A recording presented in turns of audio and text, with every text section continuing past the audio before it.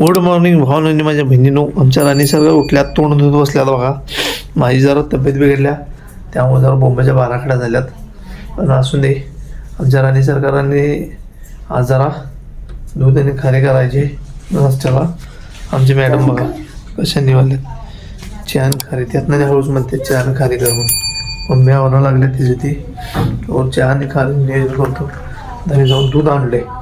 तब्येत बिघडल्या, 9:30 वाजल्यात, अजून काही सुद्धा केलेलं नाही मी. अजून भांडी सुद्धा धुवायचे, तर घर पाण्यात घालायचं म्हटलं की आता अंगून काटा येते. पण असून दे, सगळ्या गोष्टी सांभाळून करायला लागते, त्यामुळे तेवढं चालायचं. तर मी तुम्हाला दिसते की नाही मला माहीत नाही, पूर्ण सगळं करत तर. पण पहिला दूध आणि खारी मला दे. आता मम्मी म्हणते चहा आणि खारी पाहिजे. 5 मिनिटं थांबा, एवढं तयार करतो. दुधात चहा ठेवणार घरी मी पण पिणार त्यातलंच, कारण मला झालं सर्दी, नाक झाली स्लीप आपलं, त्यामुळे नाकाला जरा आता घट्ट करायला पाहिजे पातळ झाली.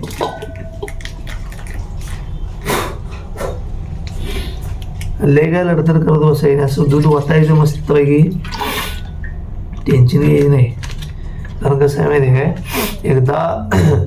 एखादं काम राहिलं ते राहिलंच बोंबाला सगळं, परत त्या नादाला लागत चालू नाही. त्यामुळे लय लढतरी करत बसायचं नाही. असं नियोजन लावायचं 7:30 मिनिटात आणि 8:30 मिनिटात माझी नाश्ता तयार करून घ्यायचं. मलाच वैताग आला सोडा आज, कारण माझ्या आवाजावरून तुम्हाला कळलंच असेल माझ्या तब्येतीचं हाल काय झाले मित्रांनो.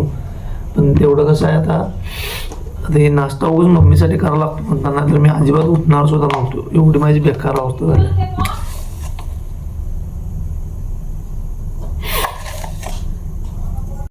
जवळजवळ आता 10 वाजले, जवळजवळ उठायची माझी इच्छा सुद्धा नव्हती आज. पण कसं आहे, काय पर्याय नाही.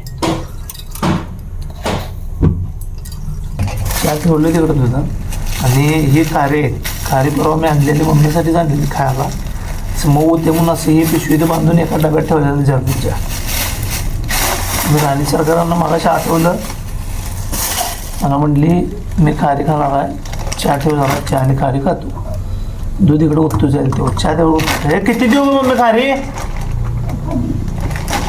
आई साहेबांना नाही या वाटीत चहा घेणार आहे, माझा काही मी कप घेतला आहे.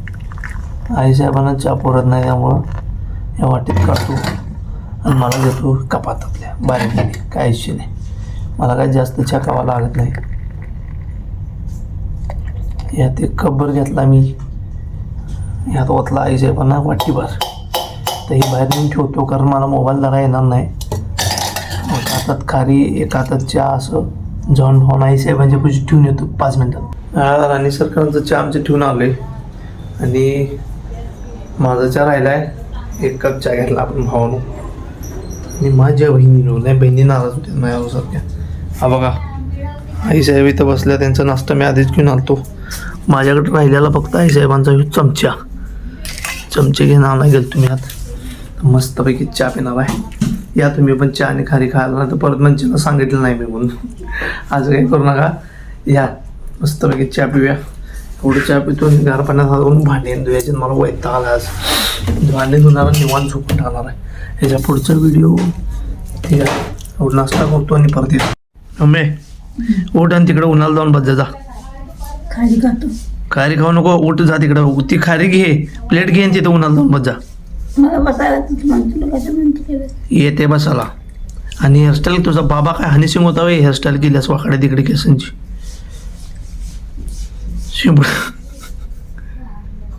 शिंबूड आलाय, किलोभर शिंबूड आला बघ नाकातनं, सर्दी झाली त्यामुळं. हनीसिंग होतीस होय, केस उभा केल्यास. आमुष आल्या वाटतं सगळं नाही म्हणतानाच. रविवार आहे आमुष, शनिवार रविवार आमुष. तर नाही किती वेळ लागणार तुला नाश्ता करायला? 10-15 मिनिटं. मग मी जाऊ का तोवर भांडी घासून येऊ?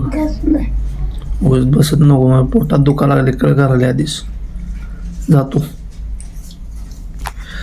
तर आमच्या आईसोबत नाश्ता करतात, तेव्हा जाऊन मी भांडीतून येतो. अजून फार सगळं काय आहे. हॅलो मित्र, एवढ्या भांड्यांचा ढीग पडला आहे भावानो आणि माझ्या बहिणीनो. आणि मला थंडीत तर हात घालायची जरा पण इच्छा नाही. तरी पण आता घासून घेतल्यात, नुसतं धुयाचे राहिल्यात. कोणतर बाहेर बोलायला तर बांधायला गेलतो आणि आलोच. एवढं भांडी धुतो, बघूया आता काय काम करणार. नुसतं आंघोळ करणार, बघणार आई साहेबांचं काय काय कसं होत नाही तर मी पण झोपून टाकणार. म्हणले तब्येत बिघडल्या.